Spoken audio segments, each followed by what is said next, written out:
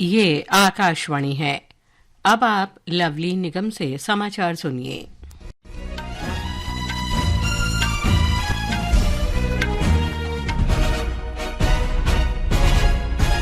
झारखंड विधानसभा चुनाव के पहले चरण का प्रचार जोरों पर है।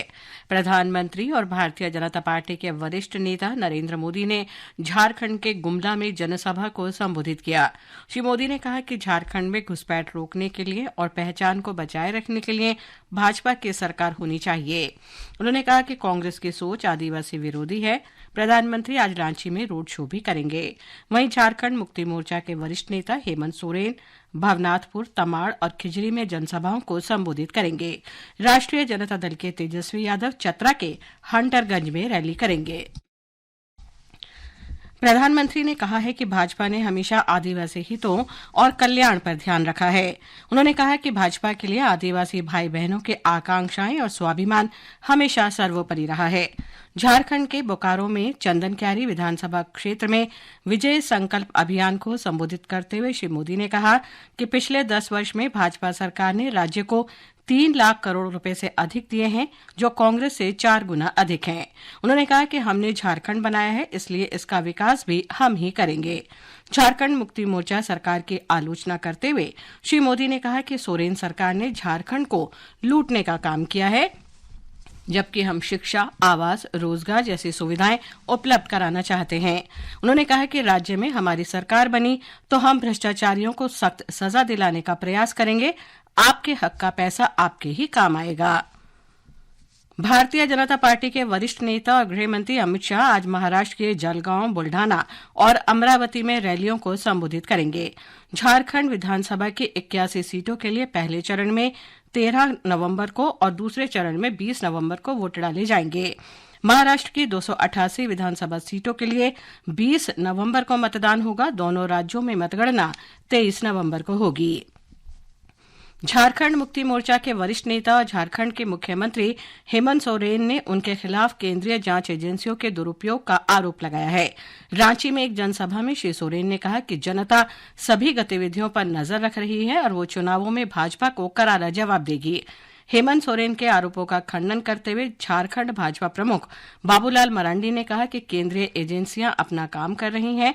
श्री मरांडी ने कहा कि हेमंत सोरेन सरकार देश की सबसे भ्रष्ट सरकार है। कांग्रेस, राष्ट्रीय Janata Dal, all Jharkhand students union और वामपंथी दलों के नेता भी राज्य के विभिन्न हिस्सों में रैलियां कर रहे हैं।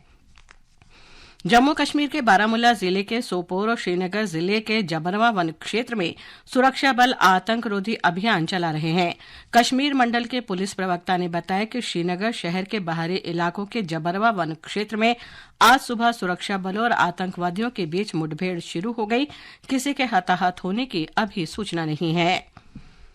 कतर ने इजरायल और हमास के बीच मध्यस्थता से हटने की घोषणा की है। पश्चिम एशिया में शांति बहाली के लिए ये बड़ा झटका है। कतर ने कहा है कि दोनों पक्ष पूर्ण विश्वास के साथ बातचीत नहीं कर रहे हैं। प्रधानमंत्री नरेंद्र मोदी ने आज विशेष अभियान के चौथे संस्करण की सराहना की। विशेष अभियान के फलस्वरूप सरकारी खजाने को वर्ष 2021 के बाद से कचरा बेचने से 2,364 करोड़ रुपए के राजस्व समेत महत्वपूर्ण उपलब्धियां प्राप्त हुई हैं। श्री मोदी ने एक सोशल मीडिया पोस्ट में कहा कि अभियान की सफलता दर्शाती है कि सामूहिक प्रयासों से ठोस परिणाम हासिल किए जा सकते हैं।